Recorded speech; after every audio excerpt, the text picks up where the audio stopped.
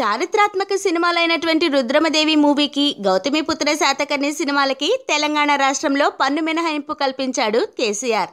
కేవలం రుద్రమదేవి సినిమా తెలంగాణ ప్రాంతానికి చెందినది మాత్రమే అని ఫీల్ అయ్యి పన్ను మినహాయింపు కల్పించి ఉంటే, శాతకర్ణి మూవీకి పన్ను మినహాయింపు కల్పించాల్సిన అవసరం లేదు. ఎందుకంటే గౌతమిపుత్ర శాతకర్ణి సినిమా ఆంధ్ర ప్రాంతానికి చెందిన శాతకర్ణి రాజు చరిత్ర ఆధారంగా తెరకెక్కిన సినిమా కాబట్టి. కానీ కేసీఆర్ అలా చేయలేదు. పొలిటికల్ యాంగిల్లో చూసినా కూడా బాలకృష్ణ, చంద్రబాబు వియ్యంకుడు కాబట్టి ఈ మూవీ గురించి పట్టించుకోనవసరం లేదు. కానీ శాతకర్ణి దేశ చరిత్ర చాటి చెప్పే సినిమా కాబట్టి, సినిమాని ప్రాంతంతో, వ్యక్తులతో ముడిపెట్టకూడదు కాబట్టి కేసీఆర్ శాతకర్ణి మూవీకి పన్ను రాయితీ కల్పించాడు. కేసీఆర్ గొప్పతనం ఏంటో ఇక్కడే తెలుస్తుంది. అదే చంద్రబాబు అయితే శాతకర్ణి చరిత్ర ఆంధ్రావాడిది కావడం కారణంతోనో పన్ను మినహాయింపు కల్పించాడని, బాలకృష్ణ బాబుకి బంధువు కావడం అసలైన కారణమని అంటున్నారు.